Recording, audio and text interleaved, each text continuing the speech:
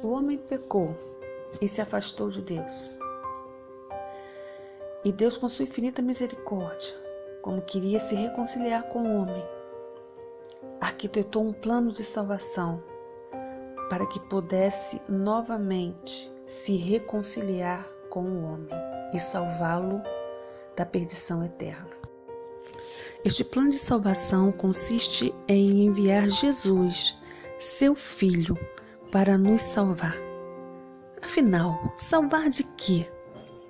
Salvar do pecado que está em nossa carne, salvar do poder do diabo que quer a nossa alma e nos salvar do inferno, que é o lugar de tormento eterno, lugar que vão as pessoas que não aceitam e não consideram Jesus como seu Salvador.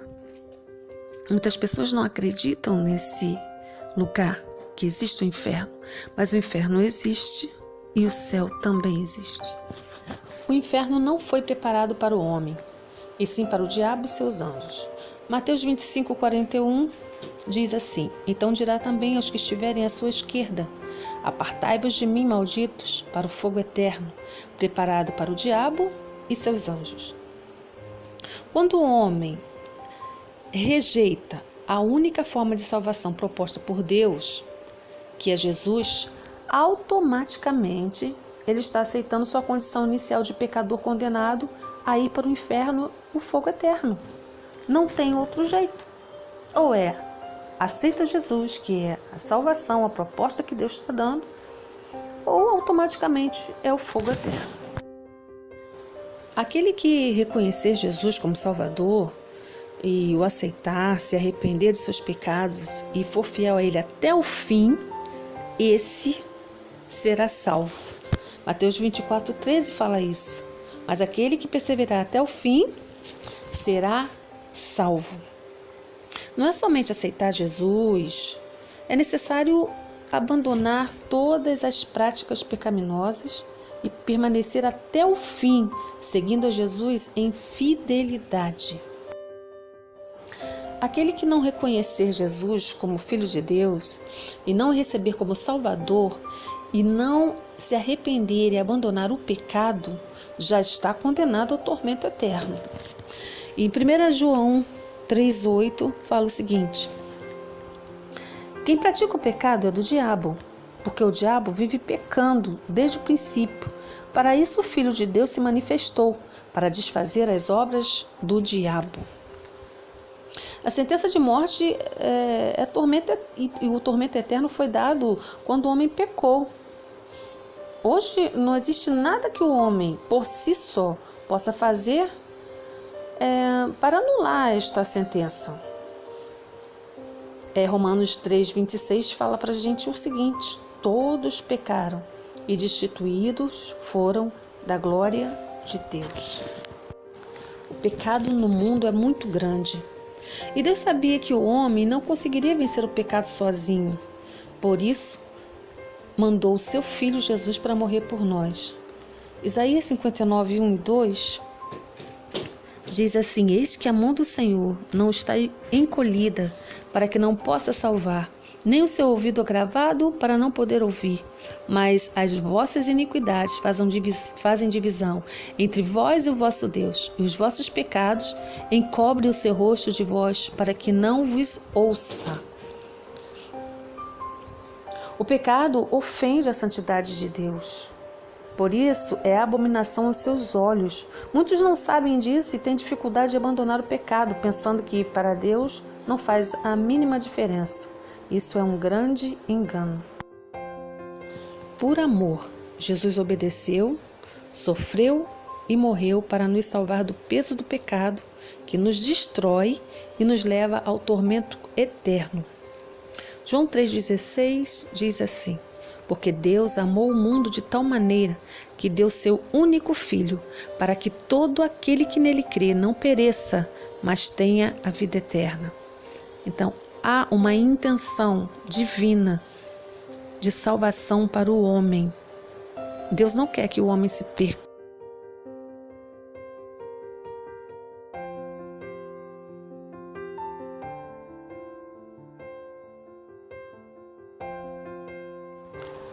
Através do sacrifício de Jesus, mediante a nossa fé, recebemos o seu perdão.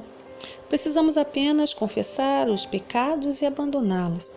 Assim nos tornamos filhos de Deus, santificados e justificados por Ele.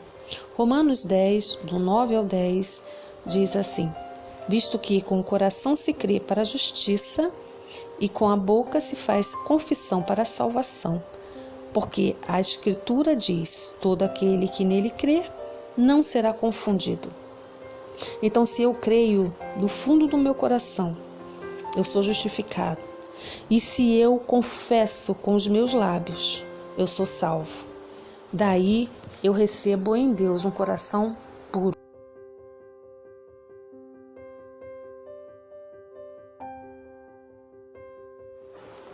Antes de Jesus subir aos céus, falou para os discípulos que iria preparar moradas na casa do Pai e que voltaria para buscar todos que crescem em Deus e crescem nele. João 14, do 1 ao 3 diz assim: não se turbe o vosso coração. Credes em Deus? Crede também em mim. Na casa de meu Pai há muitas moradas. Se não fosse assim, eu vou-lo teria dito, pois vou preparar-vos lugar. E se eu for e vos preparar lugar, virei outra vez e vos levarei para mim mesmo, para que, onde eu estiver, estejai vós também. Então, Deus ele nos ama tanto, tanto, tanto, que foi preparar um lugar muito especial para todos aqueles que o receberem e viverem aqui nessa terra para honrá-lo. Como você tem vivido aqui nessa terra? E onde é esta morada? Que lugar é esta morada? A morada é o lugar santo, onde Deus está. E só poderá entrar quem for santo. Apocalipse 21, 22 diz assim: e nela não vi templo, porque o seu templo é o Senhor, Deus Todo-Poderoso e o Cordeiro. A morada celestial é um lugar onde todos querem ir, mas nem todos se esforçam para entrar. Para ter livre acesso, você precisa ser amigo de Deus, aceitar seu filho, praticar seus mandamentos. O céu não é um lugar qualquer, é a habitação do Todo-Poderoso, Criador dos céus e da terra.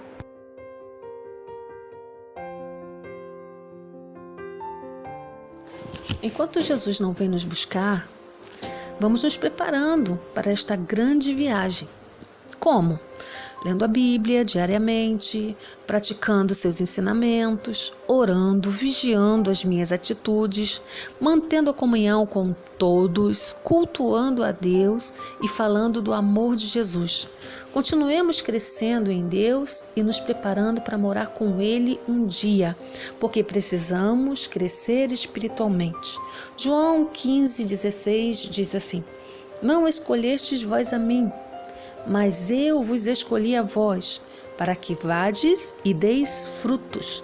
Então, digamos que somos uma árvore, que estamos crescendo, desenvolvendo, e um dia Deus vai pedir os nossos frutos, as nossas obras, que tenhamos as nossas mãos cheias de frutos para nos apresentar ao nosso Deus.